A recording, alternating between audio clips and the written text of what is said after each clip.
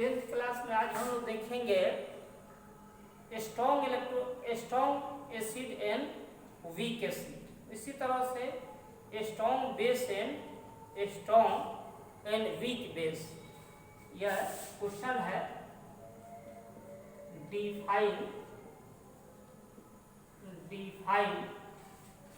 ए में strong acid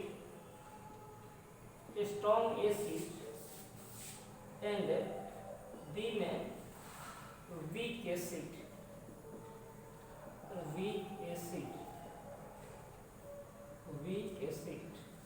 पहले इसको देख लिया जाए। ए में स्ट्रॉन्ग एसिड,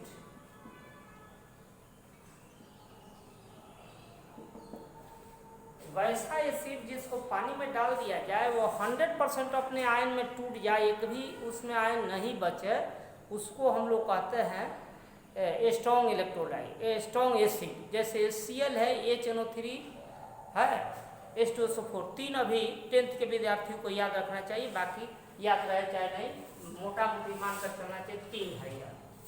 ऐसे लिख देंगे those electrolytes which completely ionized, completely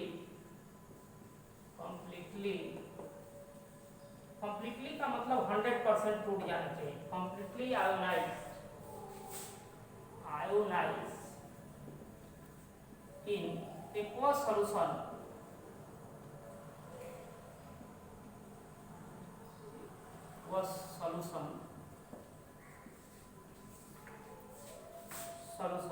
are called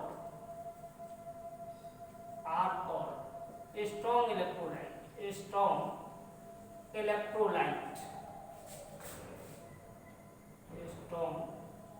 electrolyte नहीं लिखेंगे, यहाँ पर एसिड लिख देंगे। एसिड यहाँ भी एसिड कर देंगे तो लिख देंगे दो एसिड।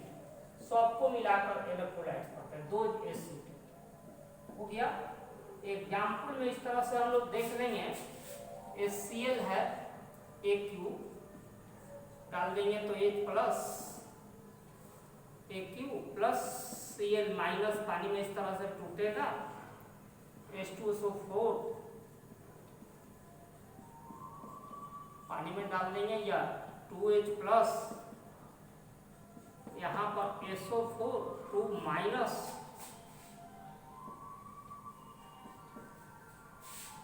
HNO3। यह 3 10th के विद्यार्थियों को याद रखना चाहिए। 3 को स्ट्रॉन्ग एसिड, इसको बाद में हम इक्विलिब्रियम साइन करते हैं। NO3 यह पानी में 100% टूटा हुआ, 100% आयोनाइजेशन इसका होता है, आयोनाइजेशन। और बाकी मिल जाए उसको वीक मानेंगे।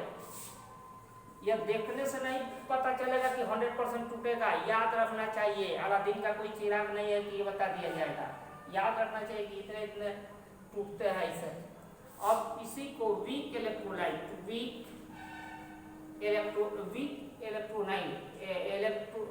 एसिड कर लेंगे। Weak acid, those acids which do not completely ionize,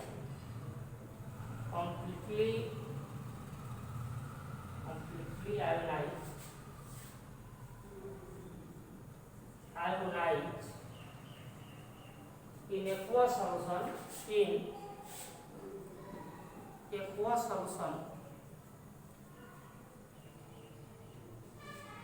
are called weak acid।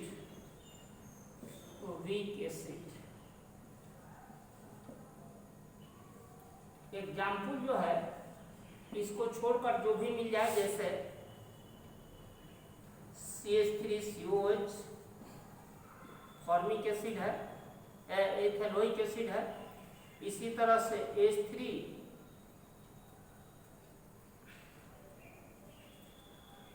यह हो गया H2CO3 कार्बोनिक एसिड है, इत्यादि। दो रहने दीजिए।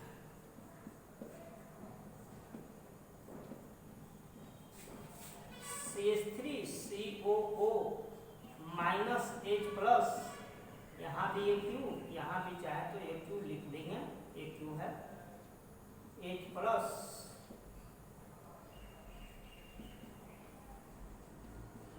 CO3 two minus AQ। यह 100% नहीं टूटे रहेगा, less than 100%, less than 100%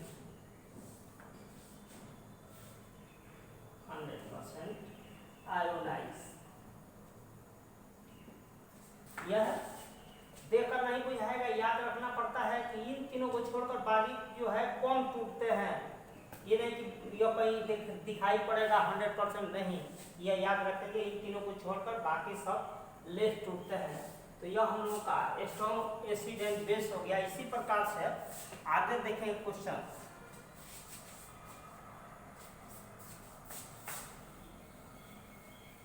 define, फिर दूसरा क्वेश्चन है define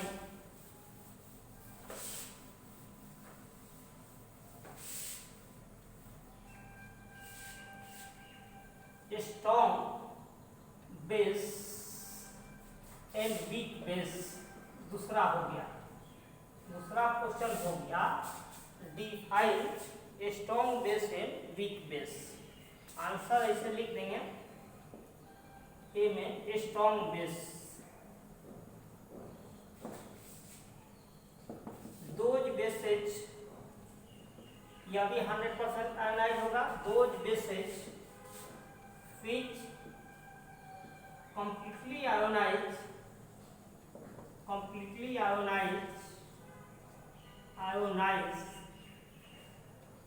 in aqueous solution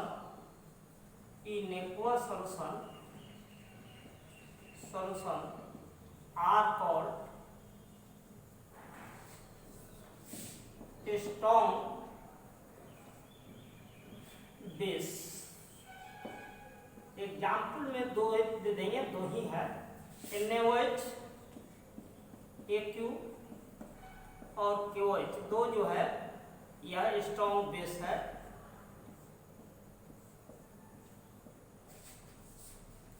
Na plus AQ plus OH minus AQ, K plus AQ plus OH minus AQ, इनका भी 100% आयोनाइजेशन होता है, 100% आयोनाइजेशन। और दूसरा है इसी तरह से weak base,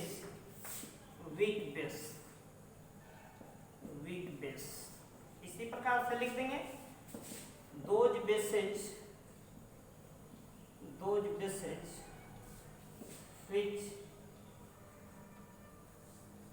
which do not completely ionize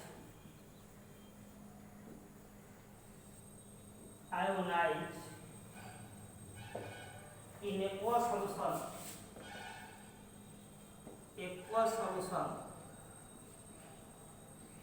are called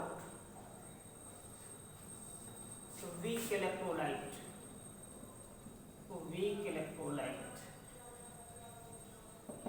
example में इसको छोड़कर बाकी जैसे मान लेते हैं कि MgOH2 है, AlOH3 है, NH4OH है, यह सब जो है यह हो जाएगा हम लोग का वीक इलेक्ट्रोलाइट। इस तरह से AQ Mg2 plus 2OH minus AQ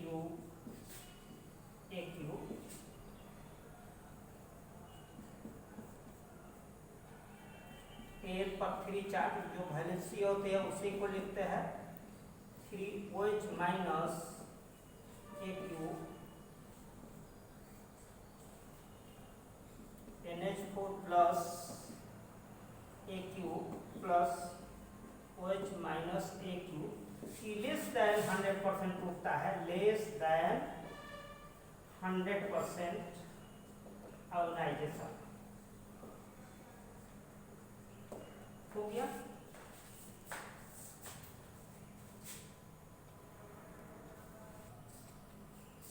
हम लोग एक दो रोज पहले पीएच का डिफिनेशन देखे थे, पीएच स्केल देखे थे, कैलकुलेशन कुछ करना देखे थे। तो इसको भी पीएच जो है मापने के लिए कुछ इंडिकेटर मार्केट में आते हैं हम लोग के लैब में, उसमें से एक यूनिवर्सल इंडिकेटर है। तो वह क्या है कि वह बहुत सारे इंडिकेटर के मिक्सचर है। अगर पीएच वैल्यू जैसे जैसे बदलता है वो उसी के अनुसार उसका कलर भी चेंज करता है। तो कभी कभी पूछ दिया जाता है कि व्हाट इज यूनिवर्सल इंडिकेटर, तो लिख देंगे कि universal indicator is the mixture of indicators which gives different color on different values is called pH indicator, universal indicator। लिखेंगे what is universal indicator, universal indicator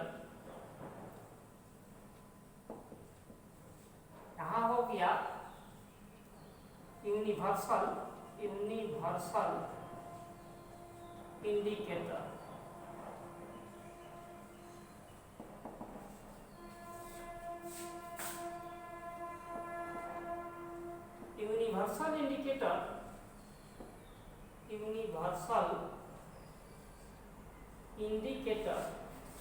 universal indicator indicator जो है indicator is the mixture of several indicators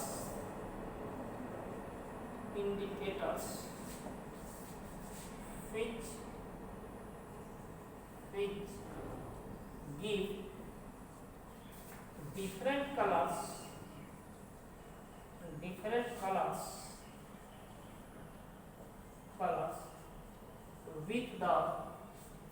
with the solution of different pH value,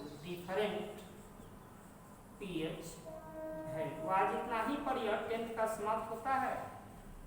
एसएससीटी बताएंगे, उसके बाद salt पढ़ेंगे।